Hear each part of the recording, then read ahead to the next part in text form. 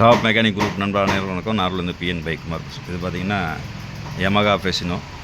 இந்த வண்டியில் என்ன கம்ப்ளைண்ட் பார்த்திங்கன்னா தெரியும். இந்த சப்பர் மோட்டார்னு சொல்லக்கூடிய ஐடியல் ஏர் கண்ட்ரோல் சிஸ்டம் வந்து ஆர்பிஎம் வந்து உங்களுக்கு அதிகமாக இருக்குது. நிறைய பேர் என்ன பண்ணுவாங்கன்னா எடுத்தோடனே இந்த த்ராட்டில் கூட அசம்பிள் தான் மாற்றுவாங்க. இல்லைன்னா டெம்பர், அதாவது பர்மனெண்ட் லாக்குன்னு சொல்லுவாங்க. லாக் சிஸ்டம் போட்டு லாக் பண்ணிவிடுவாங்க. ஆனால் அந்த வண்டிங்களில் வந்து அந்த ஃபால்ட்டு அவ்வளோ வரவே வராது. இந்த கண்ட்ரோல் யூனிட் போகாது. ஒன்று ஒயர் கட் ஆகும், இல்லைன்னா ஏர் லீக் இருந்தாலும் இந்த ஆர்பிஎம் வந்து அதிகமாக ஏறிடும். இந்த வண்டிகளில் வந்து அதிகமான கம்ப்ளைண்ட் வந்து இந்த ஃபால்ட் தான் வரும். ஆர்பிஎம் வந்து குறைஞ்சபட்சம் ஒரு 1400 இருக்கணும். இதோட ஆர்பிஎம் பார்த்திங்கன்னா தெரியும் உங்களுக்கு, 2000 சில்லர்கிட்ட ஆர்பிஎம் காட்டுது. எங்கே உங்களுக்கு பிளாஞ்சில், அதாவது ஏர் கண்ட்ரோல் பிளாஞ்சிலையும் லீக் இருந்தாலும் இந்தமாரி இருக்கும், நிறைய ஃபால்ட் இருக்கும். இந்த வண்டியில் கம்ப்ளைண்ட் பார்த்திங்கன்னா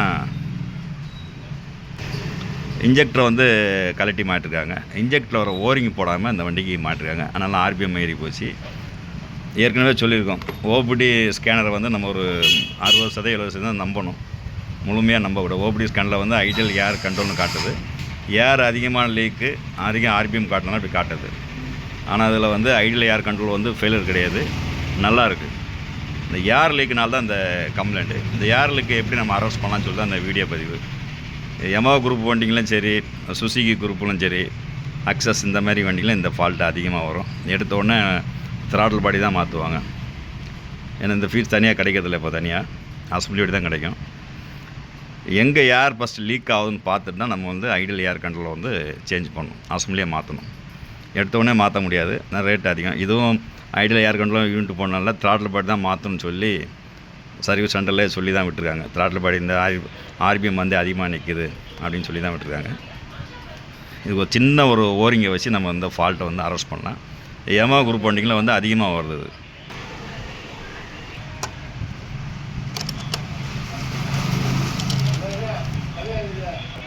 இப்போ ரிமூவ் பண்ணிட்டோம். ஏற்கனவே நிறைய நண்பர்களுக்கு வந்து இந்த இன்ஜெக்டரை செக் பண்ணுவாங்க. இன்ஜெக்டர் அடப்பு இருக்கா, வண்டி ஆர்பிஎம் ஏறி இறங்கு, இந்தமாதிரி ஃபால்ட்டுக்கு பண்ணுறப்ப என்ன பண்ணுவாங்க, இதில் வர ஓரிங் வரும். எல்லா இன்ஜெக்ட்லையுமே ஓரிங் வரும். இந்த நண்பர் என்னென்னா இந்த ஓரிங்கை வந்து போடாமல் விட்டுருக்கார். ஓரிங்கை போட்டு ரொம்ப நாளாகவே இந்த ஃபால்ட் இருந்தது. வண்டி ஏறி இறங்கும், ரைஸிங் நிற்காது, இந்த மாதிரி ஒரு ப்ராப்ளங்கள். இப்போ இதுக்கு இந்த ஓரிங்குன்னு நம்ம இன்ஜெக்டரே மாற்ற முடியாது. வேறு ஏதாவது வண்டிங்களது ஓரிங் வந்து நம்ம செட் பண்ணலாம். இந்த வண்டி பார்த்திங்கன்னா ஆக்டிவ், அது என்ன போன ஒரு இன்ஜெக்டரு. நம்ம இன்ஜெக்டர்லேருந்து இந்த ஓரிங்கை ரிமூவ் எடுத்துகிட்டு இந்த வண்டிக்கு செட் பண்ணலாம்.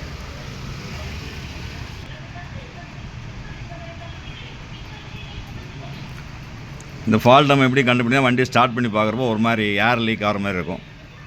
அந்தமாதிரி ஃபால்ட்டுக்கு இந்த ஓரிங்கை ஃபஸ்ட்டு மெயினாக செக் பண்ணிக்கணும். ஓரிங்கை செக் பண்ணிவிட்டு தான் ஒரு ஐடியல் ஏர் கண்ட்ரோலோ த்ராட்டில் பாடியோ எதுவுமே பண்ணணும். இப்போ நம்ம த்ராட்டில் அந்த ஐடியல் கண்ட்ரோல் கழட்டவே இல்லை, அப்படி தான் இருக்குது.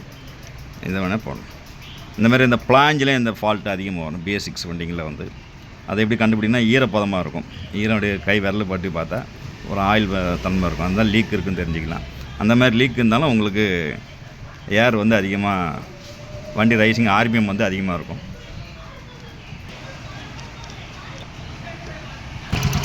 இப்போ ஃபிட் பண்ணிவிட்டோம். ஃபிட் பண்ணிட்டு பார்த்தீங்கன்னா உங்களுக்கு ஆயிலிங் வந்து கரெக்டான ஆயிலிங்கில் நிற்குது. இதை வந்து கரெக்டாகவே இல்லை. த்ராட்டில் பாடியே கை வைக்கல, அதே சிஸ்டம் தான் இருக்குது. எப்பவுமே வந்து இன்ஜெக்ட்லாம் கழட்டி மாட்டால் அந்த ஓரிங் வந்து கரெக்டாக போகணும். ஸ்கூட்டி பெப்பு, சூப்பர் எக்ஸலு, எந்த வண்டியாக இருந்தாலும் சரி அந்த ஓரிங் வந்து கரெக்டாக போகணும். இந்த ஏரிங் தான் மெயின். அதுக்கு இப்போ நீங்கள் ஆர்பிஎம் செக் பண்ணி பார்த்தா தெரியும் உங்களுக்கு. என்னோடய ஒரிஜினல் வந்து 1350 ஆம்பியர் ஏறணும், ஆர்பிஎம் ஏறணும். கரெக்டான ஆர்பிஎம் கரெக்டாக இருக்குது.